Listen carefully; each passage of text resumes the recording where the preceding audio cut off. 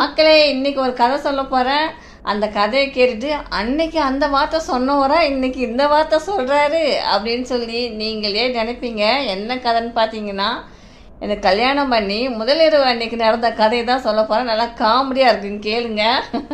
எனக்கு வந்து கல்யாணம் ஆகும்போதெல்லாம் எனக்கு பஸ்ஸு ஒத்துக்காதுங்க. நான் வந்து தமிழ்நாடு, நாங்கள் வந்து பாண்டிச்சேரி, எங்கள் மாமா ஊர் வந்து பாண்டிச்சேரி. அங்கேருந்து இங்கே தான் வரணும் கல்யாணத்துக்கு, மாப்பிள்ளை ஊருக்கு. அங்கேருந்து வரும்போது எனக்கு வந்து காரில் தான் கூட இருந்தாங்க. அப்படி இருந்தால் எனக்கு வாமிட்லாம் வந்துச்சு, டயர்டாக இருந்துச்சு உடம்பு.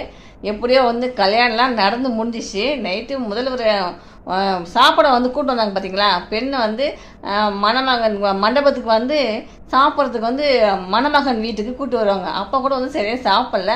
அப்பயும் வந்து சாப்பாடு பார்க்கும்போது எனக்கு ஒரே அகுட்டல். எனக்கு என்னென்னா எனக்கு பஸ்ஸு ஒத்துக்காதுங்க, ட்ராவல் ஒத்துக்காதுன்னு வச்சிங்களா. அந்த மாதிரி இருக்கும்போது சூழ்நிலையில் நைட்டு முதலிரவு அன்னைக்கு முதலிரவு அறையில் இருக்கும்பொழுது எங்கள் மாமாவை பார்த்த உடனே எனக்கு வாமிட் வர ஆரம்பிச்சிடுது.